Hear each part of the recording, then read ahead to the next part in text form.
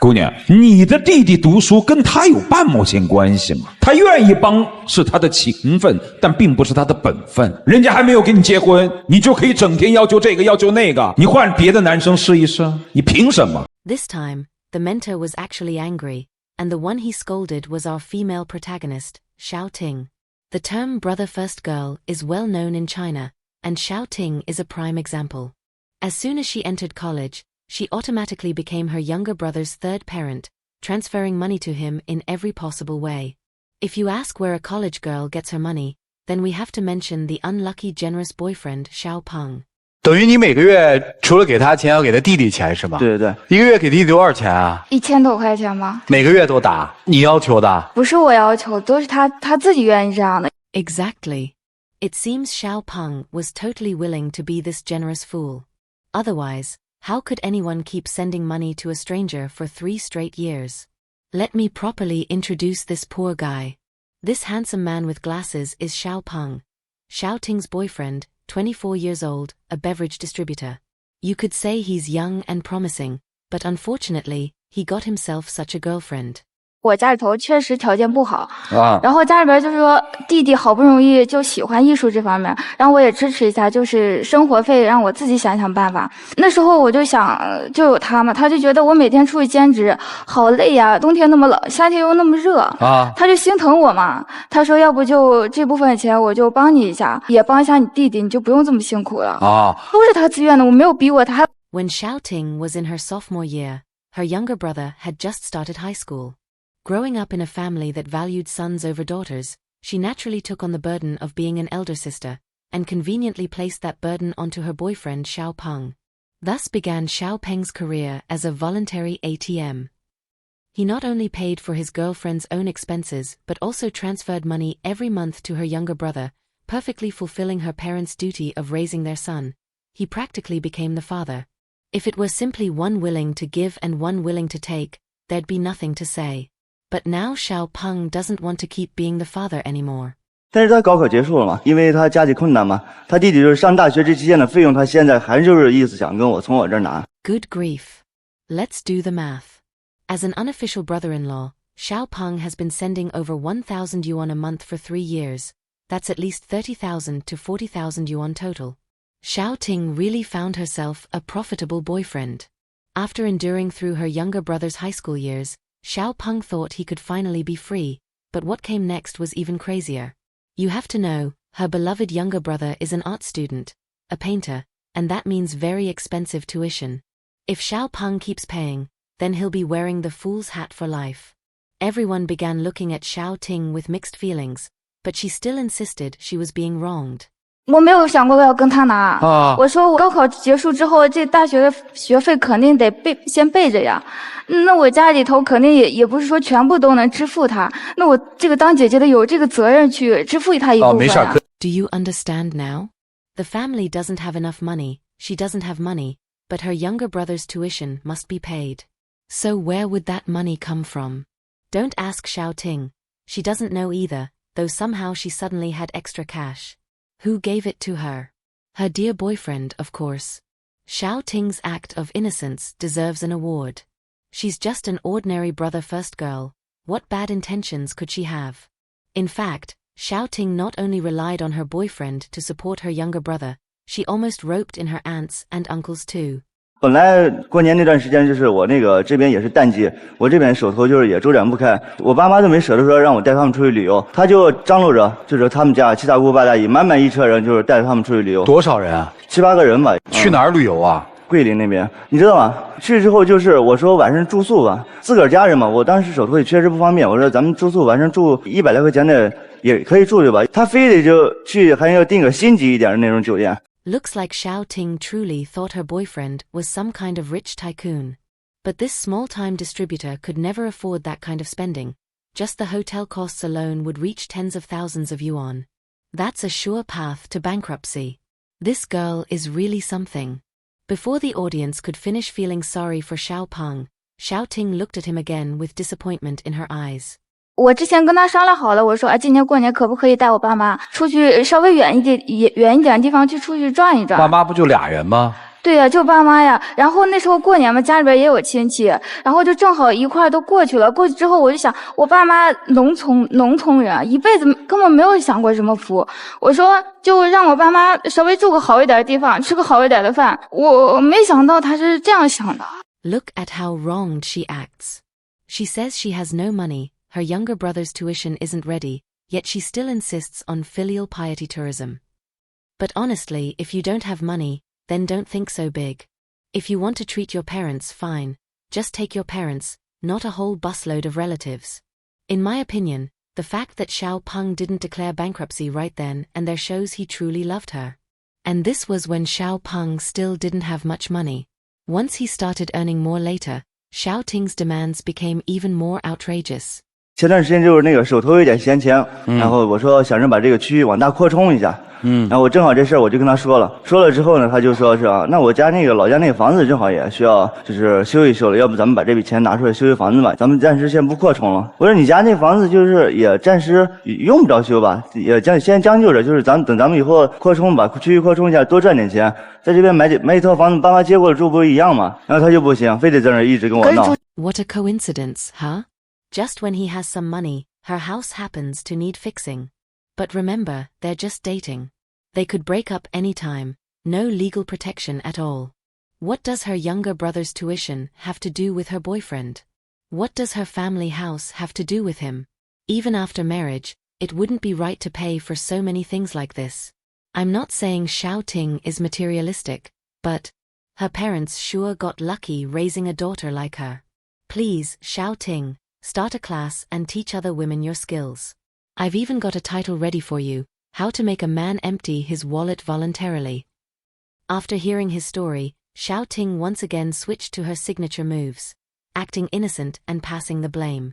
我觉得在河北买房真的，你现在有这个能力吗？落脚的地方真的都没有。我家里边房子真的有时候你们可能想象不到，就是农村那种房子，它下雨的时候真的会漏雨。我觉得我爸妈就跟我商量一下，那我现在我还没毕业，那我想帮一帮，我能怎么？我这是跟你商量，我没逼你啊。我说你可以自己选择呀。Well, how generous of her. She even gives her boyfriend the freedom to choose. First, she belittles him, saying he can't afford an apartment in the city. Then she plays the victim, explaining why her parents' house must be fixed. Finally, she flips the script again. If he refuses to help, she gets angry. A masterclass in emotional manipulation. No wonder Xiao Peng willingly played the ATM for 3 years. But now, it seems Xiao Peng has finally learned his lesson. Looking at his pitiful girlfriend, he didn't stay completely unmoved, but at least this time, he stood his ground. That clarity, however, came at a painful price. 就是我那段时间就是刚好跟一个那边老板也挺开朗的，就是挺大方的一个大公司嘛，人家过去谈好，本来说是要我们这边货呢，我跟人家因为第一次合作，我把价格报的稍微低了一点，我说你闲着也是闲着，就是整天，因为他就是在大学，我说你以后，毕竟咱俩以后要结婚，你帮着我点，谈的很详细的这个过程，我都告诉他了。让他自己就是跟着学一学啊，等于你跟我谈了一笔买卖，谈完了，你跟他做了交接，就是这个事儿已经敲定了啊。然后我挺高兴的，我说可以小赚一笔。然后呢，过几天嘛，那个公司给我打电话说啊，小伙子你这人不地道啊，咱们做生意就是讲究诚信，你这给我，你们那边人说你们现在进货厂家价格变了，需要就是把这个价格往高调一调，然后这事儿就黄了。At the moment Xiao Peng realized the client was gone, his heart completely collapsed. It was supposed to be a done deal, but his girlfriend managed to ruin it all. Xiao Ting truly left everyone speechless. But even she looked confused about it, crying again as she explained. 那是我是觉得你多赚2毛也是赚1毛也是赚，那你为什么不多赚点呀？ Right. Why didn't Xiao Peng try to make more money? Was it because he wasn't as good at business as you? It's normal for a college student to not understand business. But when the deal is already secured, can't you just follow the process step by step? The host could barely hold back from making a sarcastic comment, and at that moment, Xiao Ting finally broke down, crying as she defended herself. 我一个大学生，我还没毕业，我哪有那么多钱？我说家里又不给，我每天早上醒来第一件事我就说，人家都开开心心打扮漂亮去上课，我呢，我是想着我这周的饭钱我从哪儿来啊？然后冬天真的特别冷，发达的时候我真的冷一天，冷一天我就之后腿都没有知觉了。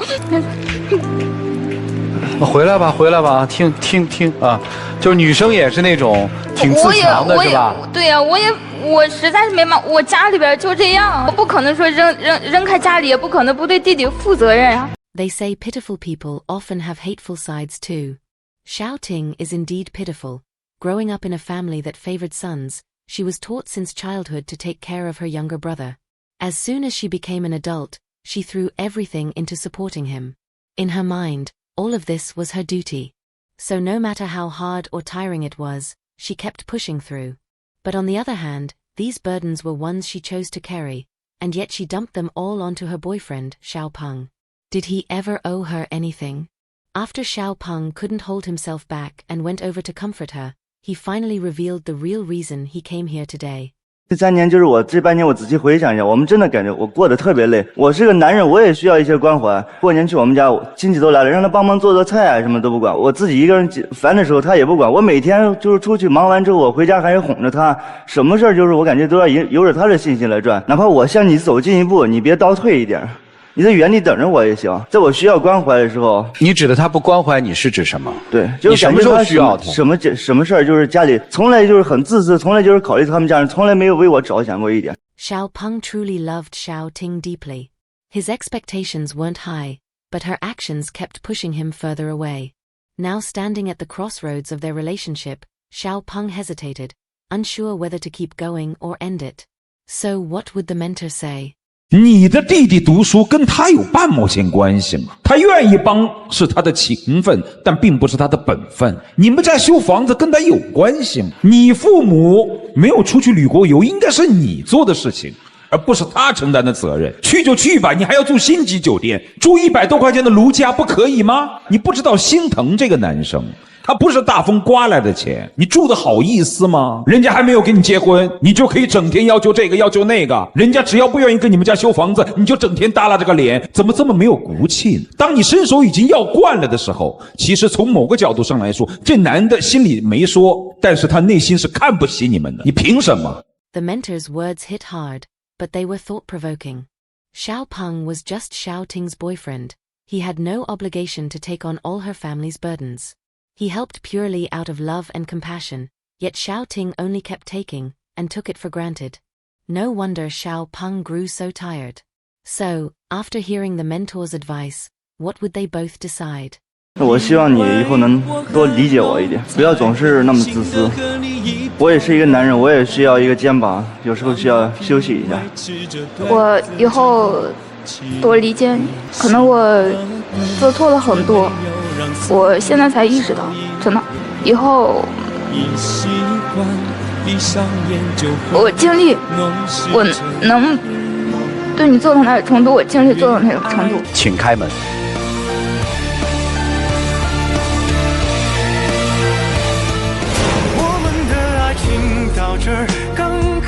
In the end, both of them silently chose to leave, giving each other the last bit of dignity.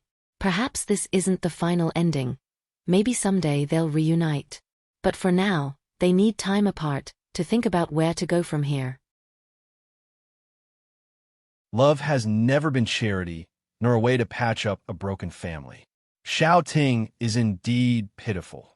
Born into a family that favored sons and forced to bear responsibilities that were never hers. But what's even sadder is that she extended that twisted sense of duty into her relationship, turning love into taking. Xiao Peng's mistake was being too soft-hearted. He thought loving someone meant carrying all their burdens, yet forgot that true love is never one-sided sacrifice. When a man has to play the roles of boyfriend, father, and ATM all at once, that love has already lost its meaning. Some say Xiao Ting is a pitiful person. Others call her a refined, selfish woman. But regardless of perspective, this relationship exposes one harsh truth. When love loses its boundaries, kindness turns into weakness. So what do you think? Do you believe Xiao Peng made the right choice by breaking up? Should he give his girlfriend another chance? Share your thoughts in the comments. I'd love to hear your voice. If you enjoyed this video, Don't forget to like and subscribe. More real stories are waiting for you. See you next time.